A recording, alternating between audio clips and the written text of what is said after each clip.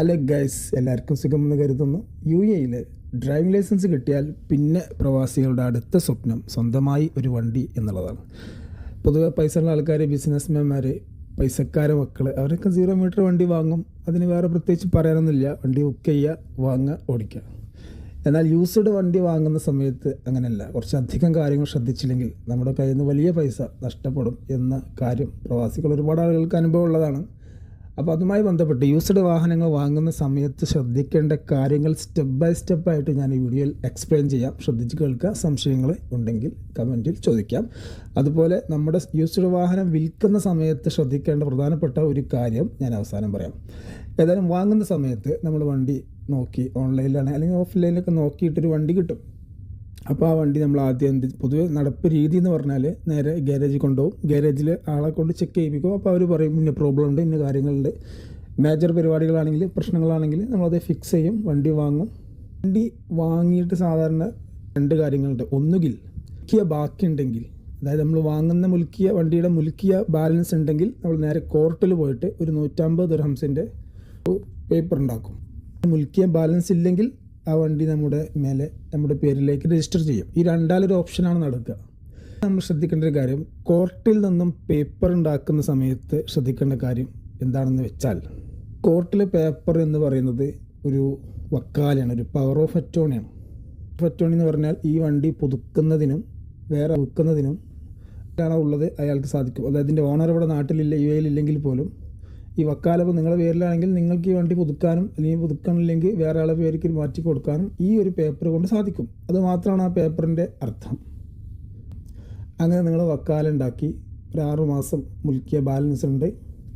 മാസം കഴിഞ്ഞിട്ട് വിൽക്കാൻ വേണ്ടി പോകുന്ന സമയത്ത് നിങ്ങൾ നേരിടാൻ സാധ്യതയുള്ള ചില പ്രശ്നങ്ങളുണ്ട്. ആ പ്രശ്നങ്ങൾ വരാതിരിക്കാൻ കുറച്ചധികം പ്രിക്കോഷൻസ് ഉണ്ട്, മുൻകരുതലുകൾ ഞാൻ പറയുന്ന പോലെ ചെയ്താൽ നിങ്ങൾക്ക് ആ പ്രശ്നം വരില്ല. എന്താണ് പൊതുവെ നേരിടുന്ന പ്രശ്നം എന്ന് വെച്ചാൽ 2 പ്രോബ്ലം ഉണ്ടാവും.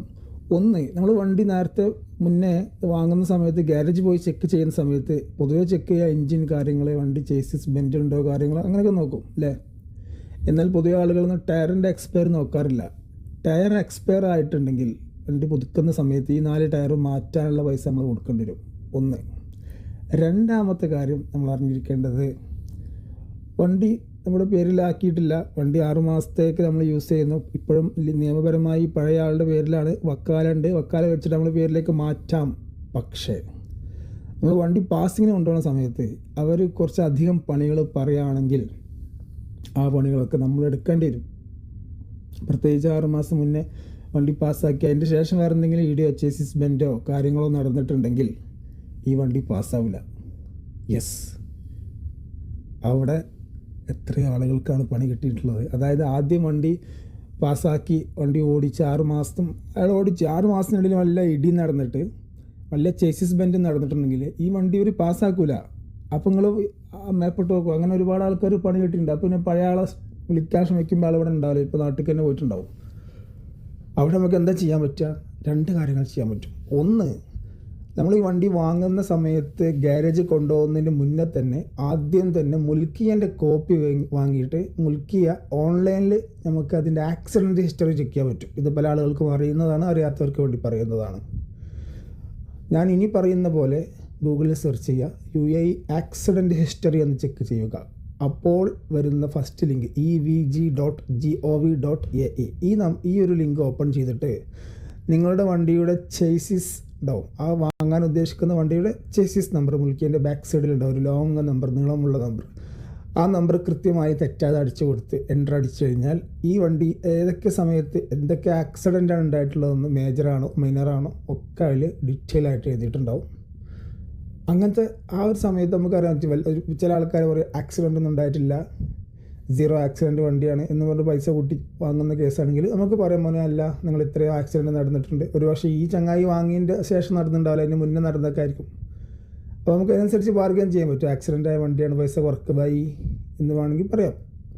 ഇനിയല്ല മേജർ ആക്സിഡൻറ്റ് നടന്നാണെങ്കിലൊക്കെ നമുക്ക് വാങ്ങണ്ട എന്നുള്ള തീരുമാനം എടുക്കാനും ഈ ആക്സിഡൻറ്റ് ഹിസ്റ്ററി സഹായിക്കും. ഒന്ന്. രണ്ടാമത്തെ കാര്യം, ആക്സിഡൻറ്റ് ഹിസ്റ്ററി ചെക്ക് ചെയ്തു, ഓക്കെ ഡൺ, ഇല്ല ഓക്കെ ഒന്നുമില്ല, പ്രശ്നമൊന്നുമില്ല. പക്ഷെ നമ്മൾ ഈ വണ്ടി നമ്മൾ പേരിലേക്ക് മാറ്റണില്ല, കോർട്ട് പേപ്പർ ഉണ്ടാക്കണുള്ളെങ്കിൽ 6 മാസം കഴിഞ്ഞ് വണ്ടി നമ്മൾ മേലെ രജിസ്റ്റർ ചെയ്യുന്ന സമയത്ത് ഞാൻ നേരത്തെ പറഞ്ഞ പോലെ വണ്ടി പാസ്സാവണില്ല, അതല്ലെങ്കിൽ വലിയ പണി പറയുന്നു എന്ന അവസ്ഥ ഇല്ലാണ്ടിരിക്കാൻ നിങ്ങൾക്ക് ചെയ്യാൻ പറ്റുന്ന ഒരു കാര്യം, ഞാൻ പേഴ്സണലി സജസ്റ്റ് ചെയ്യുന്ന കാര്യം, നിങ്ങളുടെ പേർക്ക് വണ്ടി രജിസ്റ്റർ ആക്കില്ലെങ്കിലും നേരെ പോയിട്ട് വണ്ടി ഒന്ന് പാസ്സാക്കുക. പൈസ കൊടുക്കുന്നതിന് മുന്നേ പാസ്സാക്കാനാകെ 150 രൂപ ചിലവുള്ളൂ.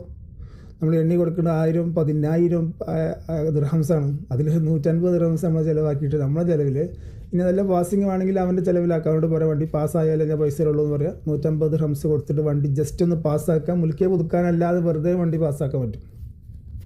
ഈ പാസ്സാക്കുന്ന സമയത്ത് അറിയാൻ പറ്റും വണ്ടിക്ക് വല്ല മേജർ പണികളുണ്ടോ, ചേസിസ് ബെൻഡ് ഉണ്ടോ എന്നറിയാൻ പറ്റും.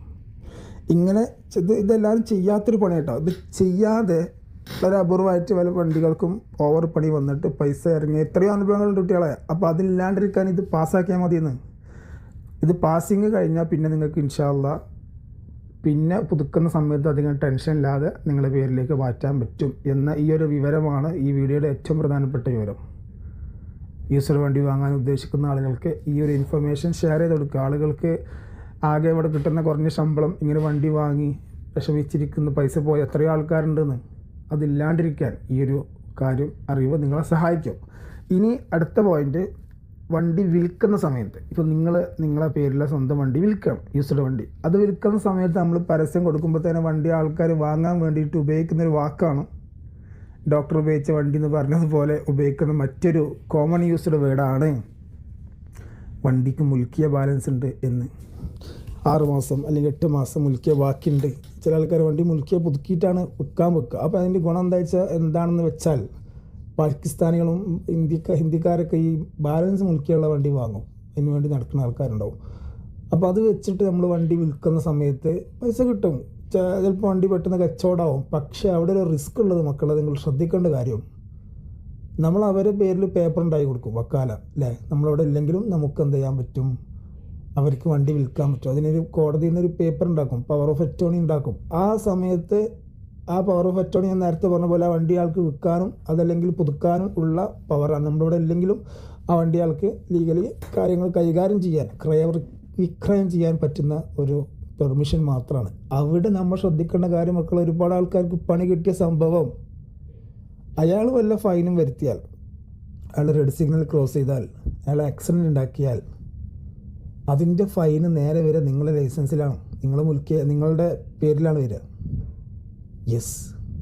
അപ്പോൾ നമ്മൾ വിചാരിക്കും പേപ്പർ അയാൾ ഉണ്ടാക്കിയില്ലേ, ഇനി അയാളല്ല മസൂല്. അല്ലല്ല, അയാൾ ഞാൻ ഈ പറഞ്ഞ പോലെ ഈ പേപ്പർ കൊണ്ടുള്ള ഉപകാരം വണ്ടി വിൽക്കാനും പുതുക്കാനും നിങ്ങളെ സാന്നിധ്യമില്ലാതെ അയാൾക്ക് പറ്റും. അതിനുള്ള ലീഗൽ റൈറ്റ്സ് മാത്രമാണ് ആ പേപ്പർ കൊണ്ട് കിട്ടുക. അയാൾ വല്ല ഫൈൻ ഉണ്ടാക്കി വരുത്തി വെച്ചാൽ ആ ഫൈൻ നിങ്ങൾ അടച്ചേ മതിയാവൂ. നിങ്ങളാണ് അതിൻ്റെ ലീഗൽ റെസ്പോൺസിബിൾ പേഴ്സൺ. അതുകൊണ്ട് ഞാൻ പറയുന്നു, പരിചയമില്ലാത്ത ആൾക്കാർക്ക് വണ്ടി കൊടുക്കുന്ന സമയത്ത്, നമ്മൾ വണ്ടി വിൽക്കുന്ന സമയത്ത് ആ മുൽക്കിയൻ്റെ ബാലൻസ് നോക്കാതെ അയാളുടെ പേരിലേക്ക് വണ്ടി രജിസ്റ്റർ ചെയ്ത് കൊടുക്കുക. അതാണ് ഏറ്റവും സേഫ്. എത്ര ആൾക്കാരുണ്ടെന്ന് അറിയോ? ഞാൻ വേറൊരു കാര്യം കൂടി പറഞ്ഞേക്കാം. വണ്ടി ഓടിച്ചൊരു മാസം 2 മാസമൊക്കെ ഓടിച്ചിട്ട് ചിലപ്പോൾ അവന് എന്തെങ്കിലും ആവശ്യം ഉണ്ടാവും, ചെറിയ ആവശ്യത്തിനേക്കാൾ, എന്നിട്ട് ഓടിച്ചിട്ട് പിന്നെ വണ്ടി ഓക്കെ അല്ല, എൻ്റെ പൈസ വേണം എന്ന് പറയുന്ന എത്രയോ കേസുണ്ട്. അങ്ങനെ കൊടുക്കുക. അതുകൊണ്ട് ഈ വണ്ടി ഓൻ്റെ മേത്ത് കണ്ടാക്കി കൊടുത്ത് ഓൻ്റെ പേരിക്കാക്കി കൊടുത്താൽ സേഫാണെന്ന്. ഈ ഒരു കാര്യം എത്ര മലയാളികൾ എത്ര പറഞ്ഞാൽ, ഞാൻ മുമ്പ് ഇതൊക്കെ ടിക്ടോക്ക് ഈ വീഡിയോ ചെയ്യുന്ന സമയത്ത് ഞാൻ പറഞ്ഞിട്ട് ഒരുപാട് ആൾക്കാർ എന്നെ കോൺടാക്ട് ചെയ്യാറുണ്ട്. അവർ പറയും പെട്ടുപോയിക്ക് എന്ത് ചെയ്യാൻ പറ്റും, വലിയ ഫൈൻ നമ്മൾ പേരിൽ വന്നിട്ടുണ്ട്, ഇത് കുറക്കാൻ പറ്റുമോ? യുഎഇയിൽ അബുദാബി എമിറേറ്റ് ഒഴികെയുള്ള എമിറേറ്റിലൊന്നും ട്രാഫിക് ഫൈൻ കുറക്കുന്ന കാര്യം ഞാൻ കണ്ടിട്ടില്ല. സോ ഞാൻ പറയുന്നു, ഇത്തരം ചെറിയ ചെറിയ കാര്യങ്ങളൊക്കെ ശ്രദ്ധിക്കുക. യുഎഇ എന്ന് പറഞ്ഞാൽ ഈ രാജ്യത്തെ നിയമങ്ങളെല്ലാം വളരെ സ്ട്രിക്റ്റാണ്. നമുക്ക് നിയമം അനുസരിച്ച് നിയമം അറിഞ്ഞ് ജീവിച്ചാൽ ഒരു പ്രശ്നമില്ല. നേരെ ഡ്യൂട്ടി കഴിഞ്ഞ് വീട്ടിൽ പോവുക, കിടന്നുറങ്ങുക, രാവിലെ കൊണ്ട് ഡ്യൂട്ടിക്ക് പോവുക, കിടന്നുറങ്ങുക, പ്രശ്നങ്ങളൊന്നും ഉണ്ടാവില്ല. നേരെ മറിച്ച് ഇത്തരം വ്യവഹാരങ്ങളിൽ ഏർപ്പെടുന്ന സമയത്ത് ഉണ്ടാകുന്ന അറിവില്ലായ്മ കൊണ്ട് നമുക്ക് എത്ര പൈസ നഷ്ടപ്പെടും. നമ്മൾ വീട്ടിൽ കുട്ടികൾക്ക് തിന്നാൻ കൊടുക്കേണ്ട പൈസ ഇവിടെ ഫൈന് കൊടുക്കേണ്ട അവസ്ഥ വരുന്നത് നമ്മൾ നിയമം തെറ്റിച്ചുകൊണ്ടല്ല, നിയമം അറിയാത്തതുകൊണ്ടാണ്. അപ്പോൾ ഇതുപോലെയുള്ള യുഎഇ വിസ സംബന്ധമായ യുഎഇ വ്യവഹാരങ്ങളുമായി ബന്ധപ്പെട്ട കാര്യങ്ങൾ നമ്മൾ പ്രവാസികൾക്ക് ഷെയർ ചെയ്ത് കൊടുക്കുന്ന ഒരു ചാനലാണ്. താല്പര്യമുള്ളവർക്ക് കൂടെ കൂടാം. Good bye. അസ്സലാമു അലൈക്കും.